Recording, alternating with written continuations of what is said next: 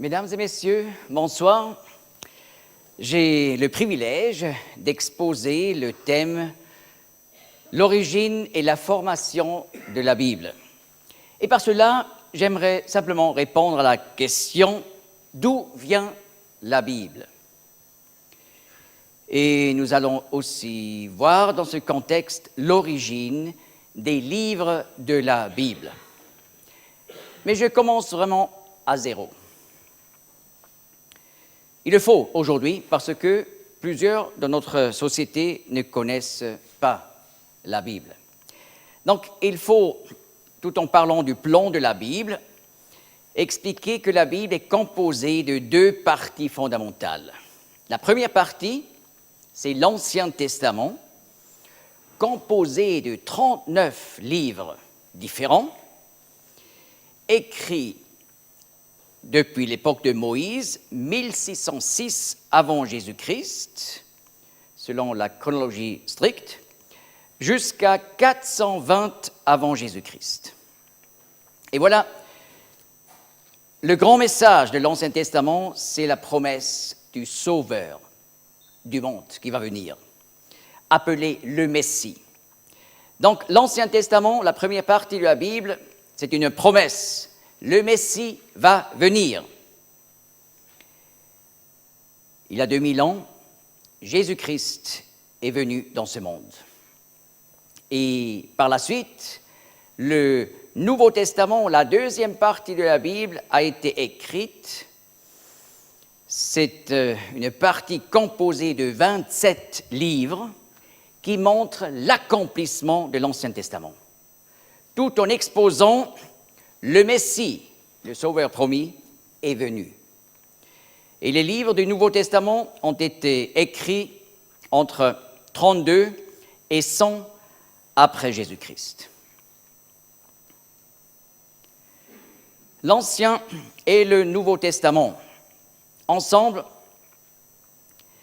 depuis le livre de la Genèse, premier livre de l'Ancien Testament, jusqu'à l'Apocalypse, le dernier livre du Nouveau Testament, la Bible décrit toute l'histoire depuis la création du monde, au commencement, jusqu'à la nouvelle création, à ce nouveau univers que Dieu va créer. Et voilà, tout au centre de tout cela est la venue de Jésus-Christ, le Messie. L'Ancien Testament a été écrit en hébreu. Et quelques parties de l'Ancien Testament, quelques chapitres, par exemple dans le livre de Daniel, ont été écrits en araméen. Les deux langues, l'hébreu et l'araméen, font partie de la famille de langues dites les langues sémites. Aussi, l'arabe fait partie de cette famille, mais l'araméen est plus proche de l'hébreu que de l'arabe. Et voilà, le Nouveau Testament a été écrit en grec, donc une langue qui fait partie des langues indo-européennes.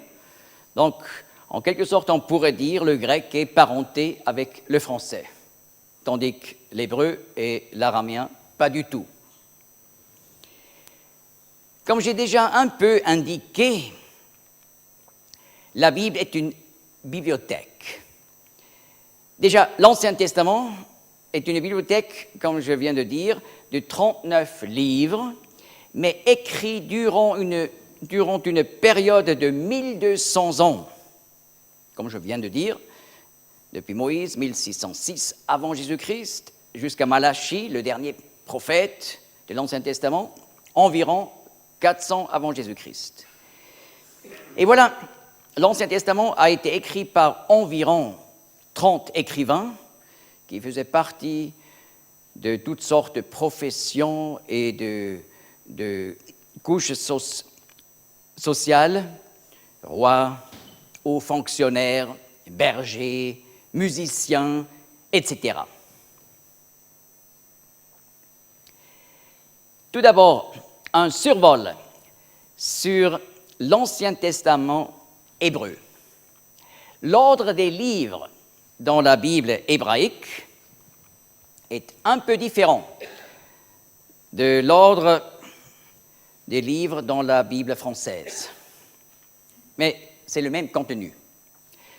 La Bible française suit l'ordre des livres qu'on trouve dans la plus ancienne des traductions de la Bible, dite la Septante, en grec, du IIIe siècle avant Jésus-Christ. Mais vous voyez, la Bible hébraïque, elle est composée de 3 parties fondamentales. La loi de Moïse, en hébreu on dit Torah. Ce sont les 5 livres de Moïse. Ensuite, deuxième partie, les prophètes. En hébreu on dit Nevi'im. Et une troisième partie, les Écritures, ou on pourrait aussi dire les psaumes, parce que le livre des psaumes est à la tête de cette dernière partie. En hébreu, on appelle cette partie Ketuvim, les Écritures. Vous voyez, en hébreu, on dit, pour dire Ancien Testament, Tanakh, mais ce sont simplement les consonnes du début, T de Torah, N de Nevi'im et K de Ketuvim. Et ça donne le mot Tanakh. On ne dit pas Tanakh, mais Tanakh, puisque le K en hébreu, lorsqu'il est précédé par une voyelle, on l'exprime d'une manière douce. Donc, Tanakh. Ça veut dire Torah, Nevi'im, Ketuvim. Les prophètes sont encore divisés entre les premiers prophètes et les derniers prophètes. Parmi les premiers prophètes, nous avons les livres de Josué. Bien sûr, c'est un livre historique, mais écrit par un écrivain inspiré, un prophète. C'est pour ça, Josué est le premier livre des prophètes. Ensuite, Juges, Samuel. Autrefois, le livre de Samuel était seulement un livre. Plus tard dans l'histoire, on l'a découpé en deux livres, 1 et 2 Samuel. C'est pour ça que je dis Samuel et roi, c'est la même chose, seulement plus tard, on a découpé en 2 livres. À l'origine, c'est un livre. Ensuite, les derniers prophètes. Ce sont les livres que nous connaissons vraiment comme les prophètes. Ésaïe, Jérémie, Ézéchiel et les 12 petits prophètes. J'ai mis Daniel en parenthèse. Pourquoi? Parce que autrefois, Daniel faisait partie de cette deuxième section de l'Ancien Testament. Mais évidemment, plus tard, dans le judaïsme, on l'a placé dans la troisième partie, les Écritures. C'est pour ça, lorsque je parle maintenant des Écritures, nous avons là d'abord le livre des psaumes, Job, Proverbes, Ruth, Cantique des Cantiques, Ecclésiaste, Lamentation, Esther, et je mets entre crochets, Daniel. Ensuite, Esdras et Néhémie, qui étaient autrefois un livre ensemble, les 2 ensemble, et Chroniques, aussi un livre. Seulement plus tard, ça a été découpé en 1 Chronique et 2 Chroniques. Pourquoi on peut savoir que Daniel appartenait manifestement à ce groupe des prophètes autrefois? En Matthieu 24, 15, lorsque le Seigneur lui-même cite Daniel, il le cite comme Daniel le prophète. Et aussi parmi les écrits de Qumran, j'ai ici d'ailleurs le rouleau d'Ésaïe de Qumran, longueur de 7 mètres 34. Alors, parmi les rouleaux de Qumran, dans le manuscrit qu'on appelle 4Q 174, là, Daniel est aussi appelé le prophète. Mais il faut dire, dans le livre de Daniel, il y a une prophétie où on peut obtenir un calcul pour savoir quand le Messie devrait venir. Et quand on fait ce calcul des semaines de Daniel, on arrive exactement à l'époque de Jésus-Christ.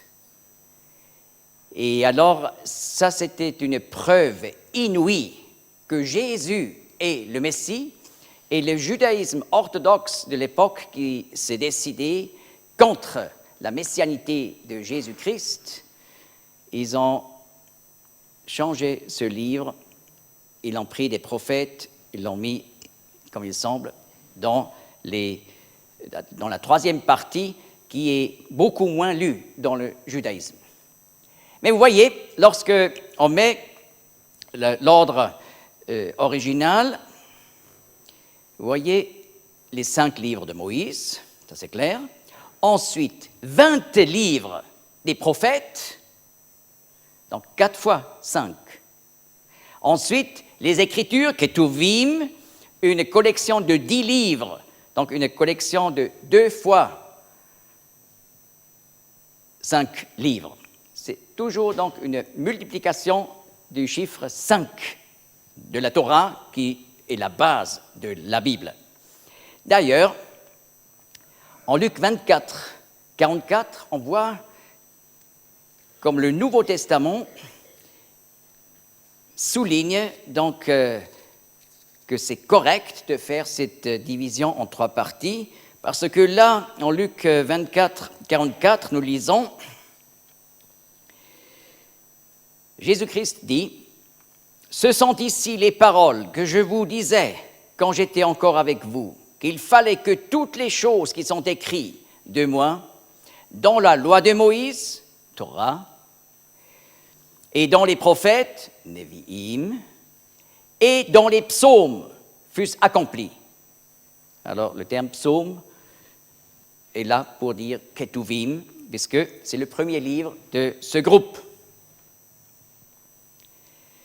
Eh bien, la Bible, l'histoire de la Bible commence en 1606 avant Jésus-Christ, selon la chronologie stricte. C'est la chronologie qui respecte tous les chiffres historiques de la Bible, sans changer une indication d'année dans la Bible. Si on ne suit pas cette méthode conséquente, alors on obtient d'autres dates. Mais l'avantage de cette chronologie stricte, c'est que cette chronologie stricte a résolu tous les problèmes qu'on avait autrefois entre archéologie et Bible au 2e millénaire avant Jésus-Christ. Et comme ça colle ensemble. 1606 avant Jésus-Christ, voilà l'époque où Israël était encore en Égypte et a fait l'exode, la sortie hors d'Égypte sous Moïse. Ils sont allés depuis l'Égypte à travers la mer Rouge dans le désert du Sinaï et là, d'abord, ils ont reçu les 10 commandements, les 2 tablettes. Et pendant le voyage de 40 ans dans le désert, Moïse a finalement accompli à écrire les 5 livres, la Torah, les 5 livres de Moïse. En plus, il a aussi donné à Israël le livre de Job, dans sa rédaction finale, inspiré par le Saint-Esprit. En plus, il a aussi écrit le psaume 90, qui est intitulé « Une prière de Moïse », et qui parle de ce voyage à travers le désert et toutes ses difficultés. Moïse a été confirmé d'une façon extraordinaire par des signes et des merveilles. Deutéronome 34, verset 10, le souligne encore, et je vais lire.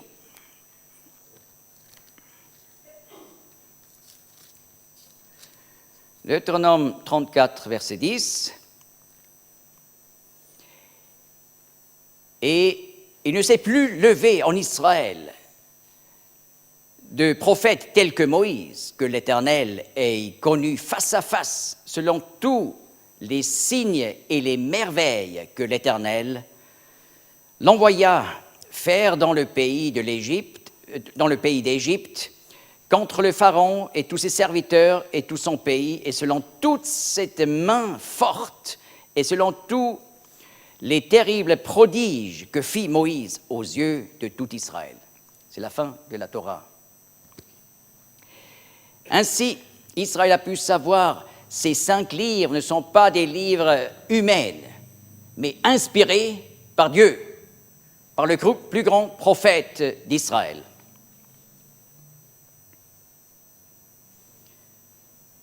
Seulement le Messie sera encore,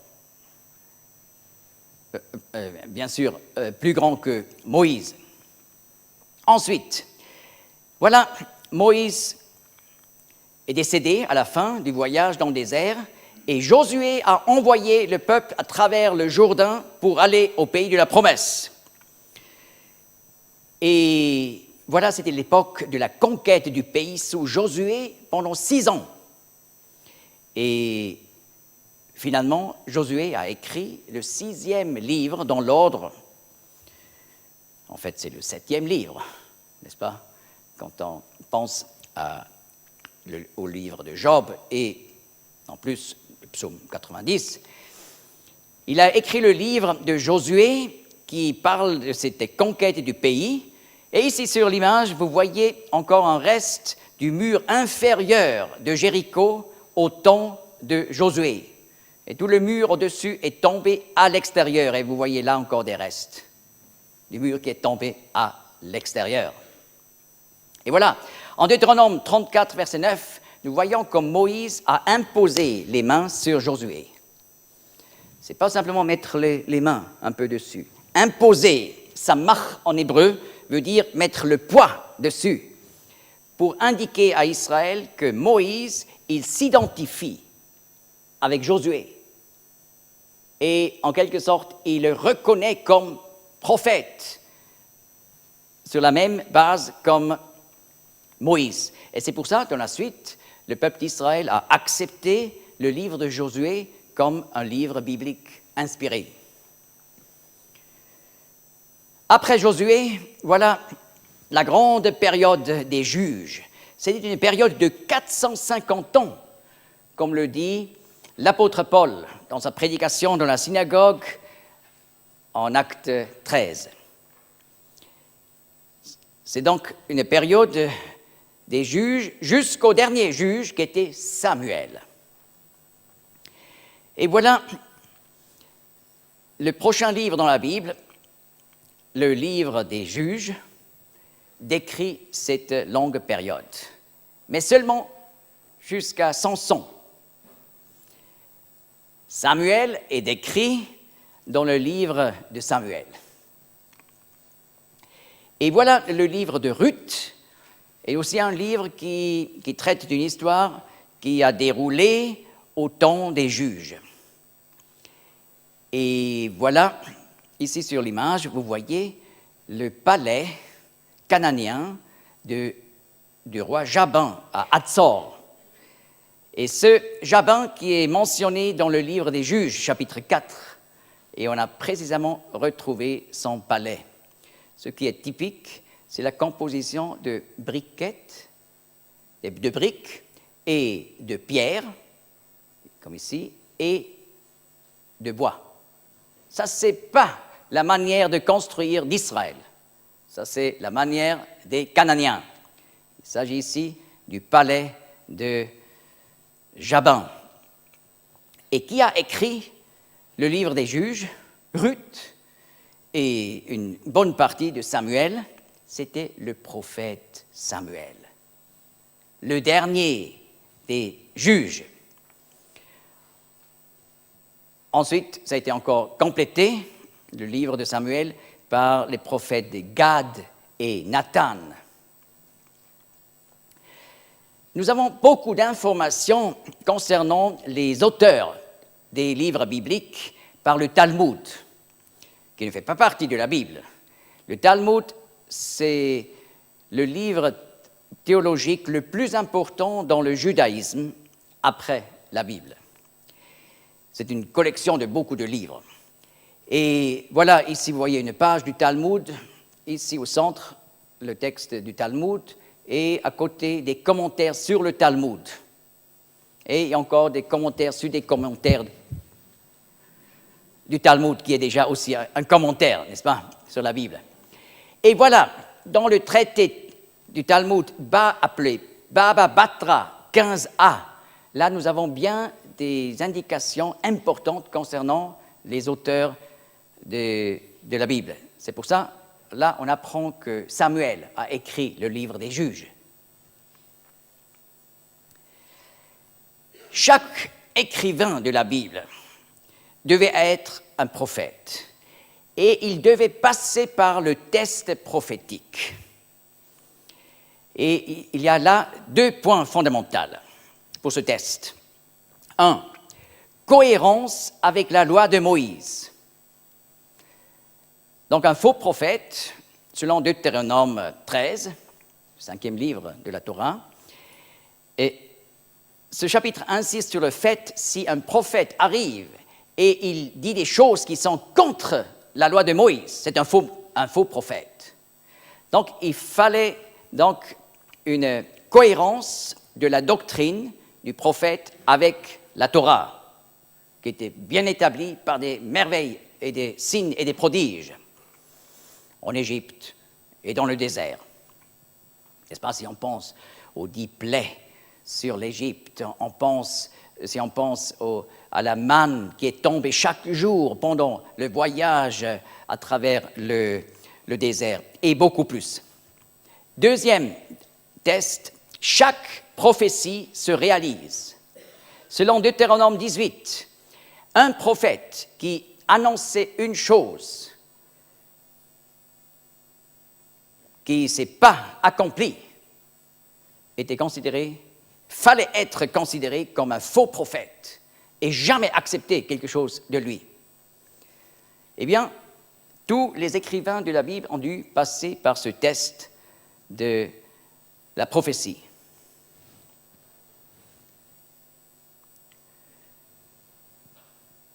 Après le temps des juges, n'est-ce pas, Samuel avait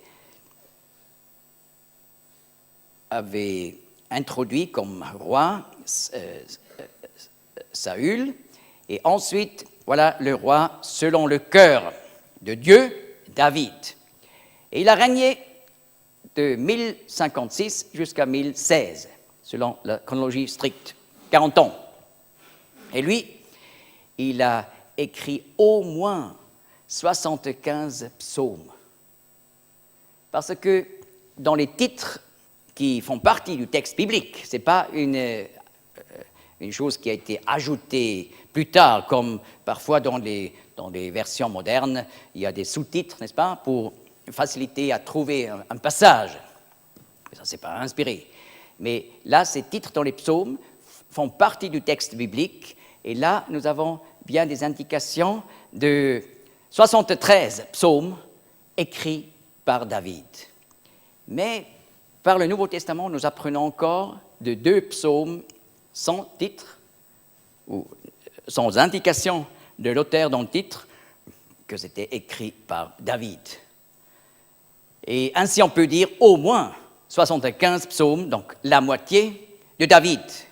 Mais on peut bien penser qu'il y avait plus encore, parce que la plus ancienne des traductions de l'Ancien Testament, la Septante du IIIe siècle avant Jésus-Christ, écrit donc toujours à l'époque de l'Ancien Testament par des Juifs, indique encore plus de psaumes qui sont écrits par David.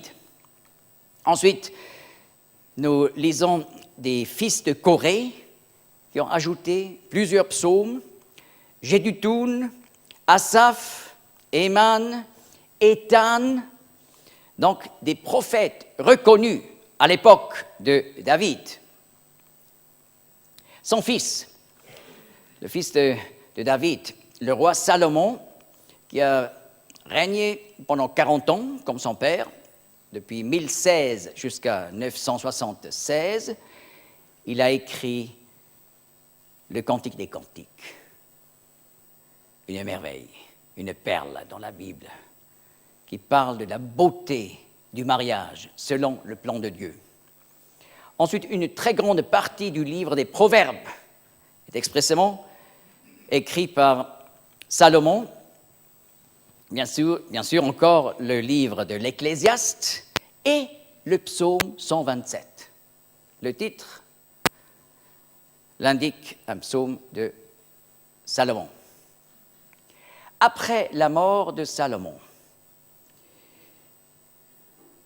qui avait dévié gravement de l'Éternel, du Seigneur, pendant des années, heureusement, à la fin, il est revenu. C'est pour ça qu'il a écrit finalement encore le livre de l'Ecclésiaste, où il explique comment il a dévié, il a essayé à trouver le bonheur sans la communion avec l'Éternel, mais c'était du non-sens.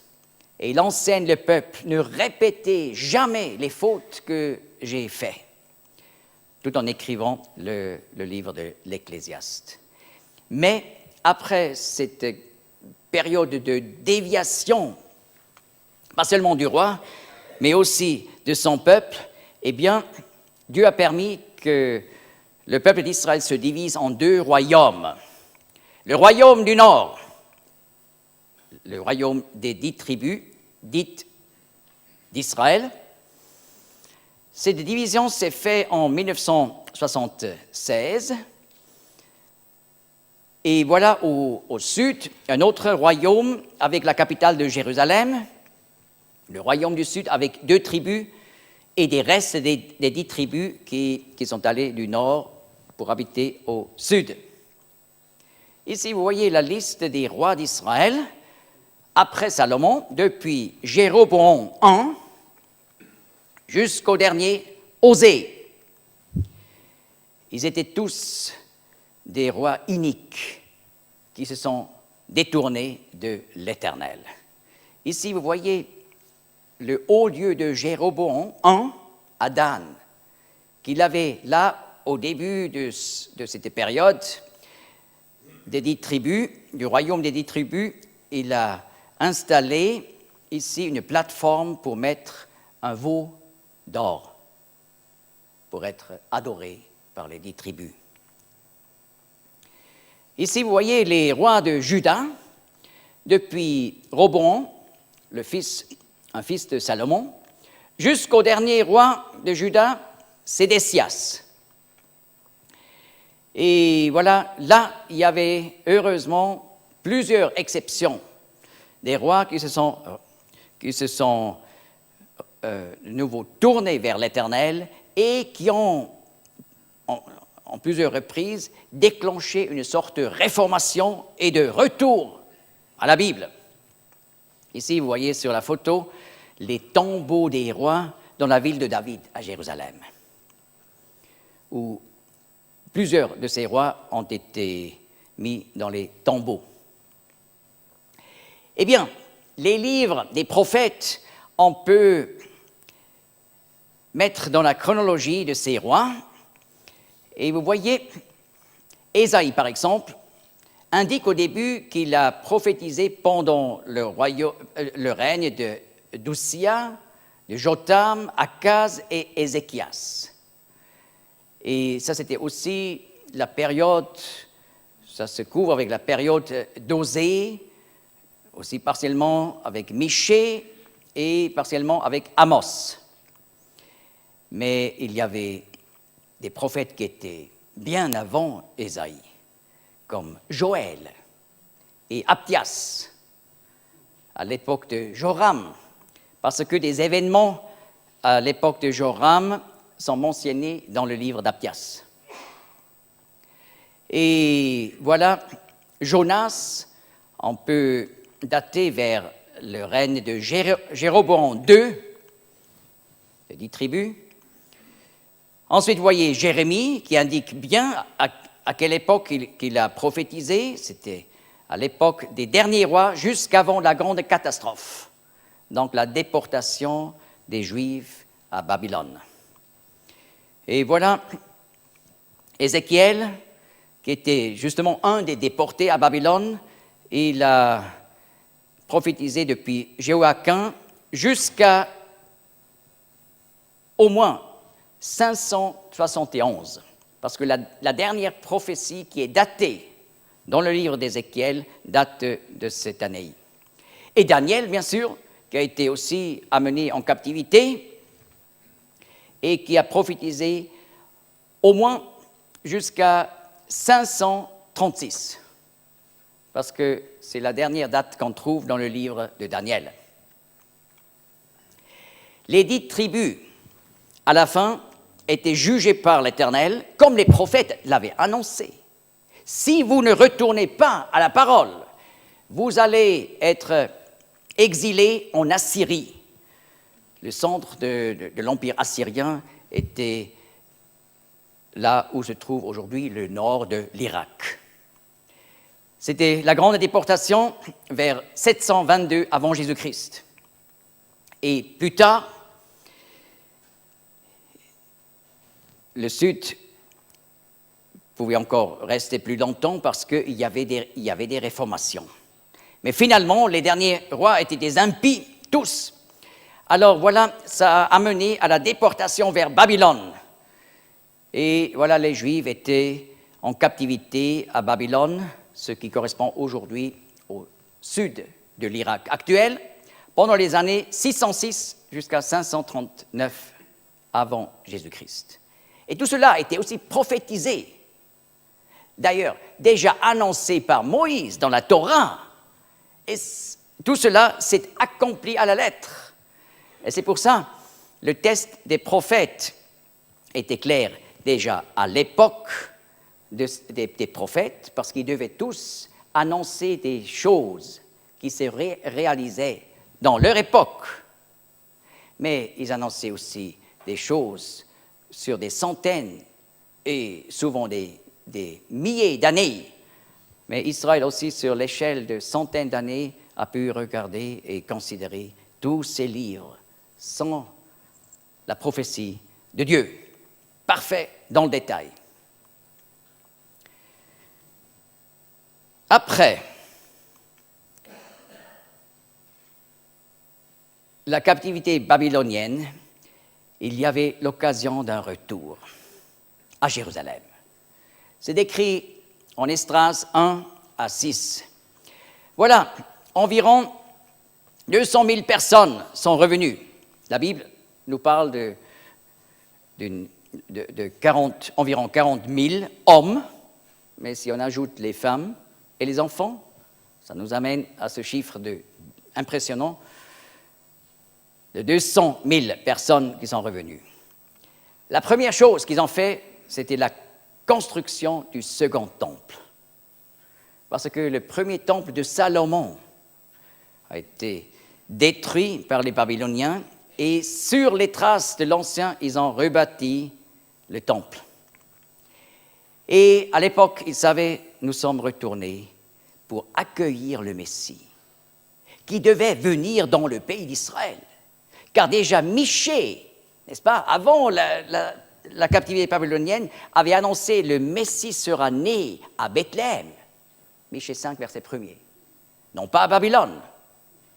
C'est pour ça qu'il devait retourner au pays des ancêtres pour attendre la venue du Messie, au pays de la promesse.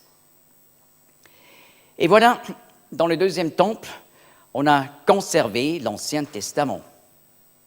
Déjà, Deutéronome 31, 26 avait exhorté Moïse à mettre l'original du Deutéronome, du 5e livre de la Torah, juste à côté de l'Arche de l'Alliance, dans le lieu très saint. Et Agé 2, verset 5 nous éclaire sur ce point-là. Dieu dit qu'il met au milieu d'Israël, donc dans le temple, son esprit, mais aussi sa parole. C'est pour ça qu'on a donc toujours eu les meilleurs manuscrits du peuple d'Israël au temple. Et d'ailleurs, lorsque l'apôtre Paul parle de l'Ancien Testament, en 2 Timothée 3, verset 15, il parle des Saintes Écritures, les Saintes Lettres. Mais le terme « saint » n'est pas le terme normal qu'on utilise pour exprimer saint ou la sainteté, mais c'est un terme qui signifie saint selon le temple. Donc, qui correspond à la sainteté du temple. Lorsqu'il parle donc là de l'Ancien Testament comme des saintes lettres que Timothée connaissait comme juif depuis son enfance, il parle des saintes écritures selon la sainteté du temple. Il faut savoir, on n'avait pas le droit d'apporter n'importe quel livre sur l'esplanade du temple. Seulement des saints livres. Donc il y avait toujours des gardes qui contrôlaient lorsque les gens arrivaient. Il fallait contrôler s'ils avaient pris des bains rituels pour se purifier extérieurement. Et puis, lorsque quelqu'un est arrivé avec n'importe quel livre, alors on a demandé, mais c'est quoi ça? Un Maccabée. Ce n'est pas un livre biblique. Vous ne pouvez pas entrer sur l'esplanade. Si on est venu avec des rouleaux bibliques, eh bien, ça c'est Ésaïe. Venez. Ensuite, il y avait encore l'époque des prophètes Agé et Zacharie, qui ont aussi ajouté chacun un livre à la Bible. Et j'ai déjà parlé du livre d'Esdras, qui parle de ce retour de la Babylonie et de la reconstruction du temple. Eh bien, Esdras était aussi un prophète, c'est pour ça qu'il a ajouté le livre d'Esdras.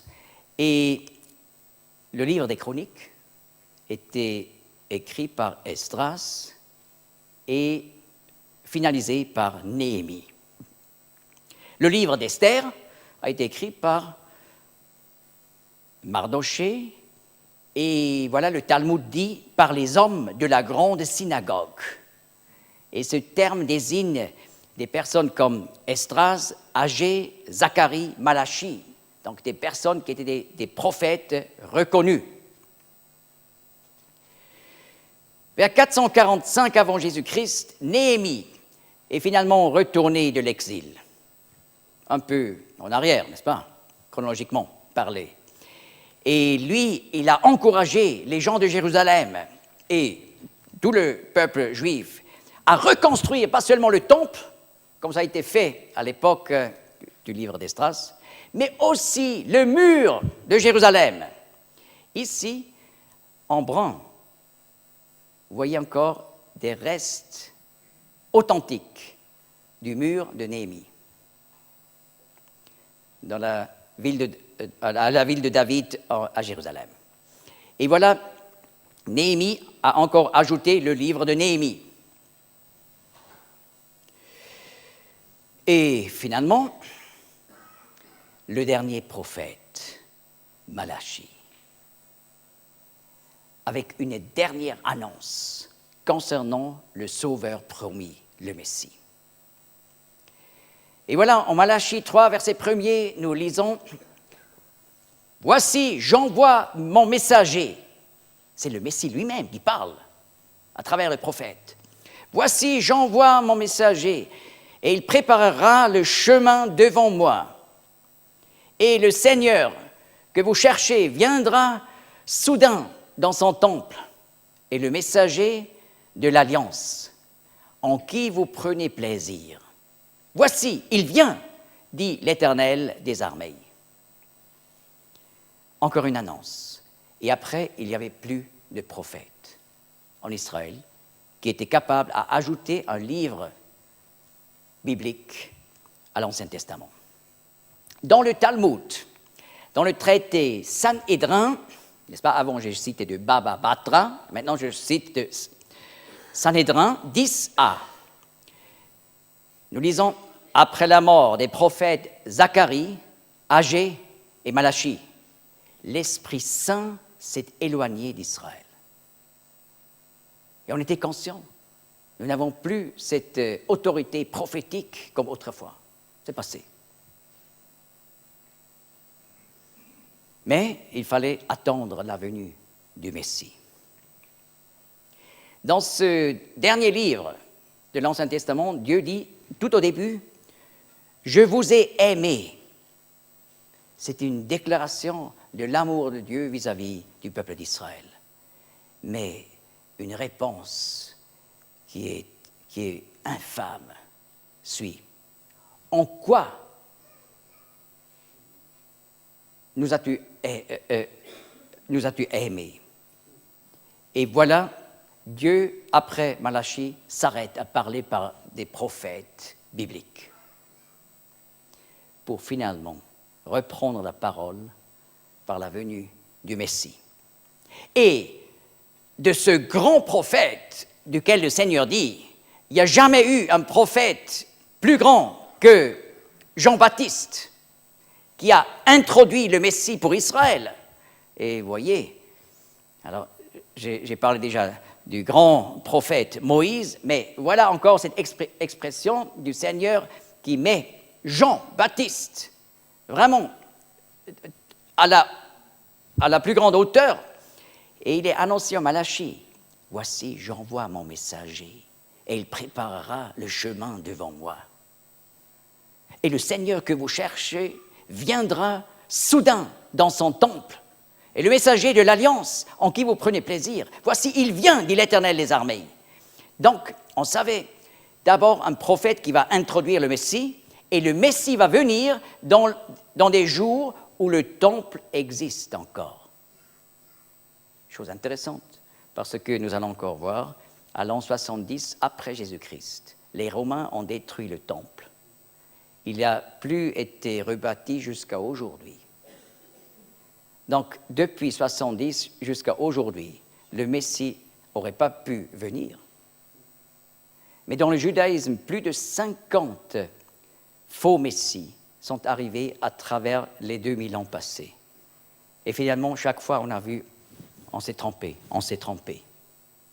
Mais Jésus-Christ est encore venu à l'époque du deuxième temple, donc quelques années avant sa destruction.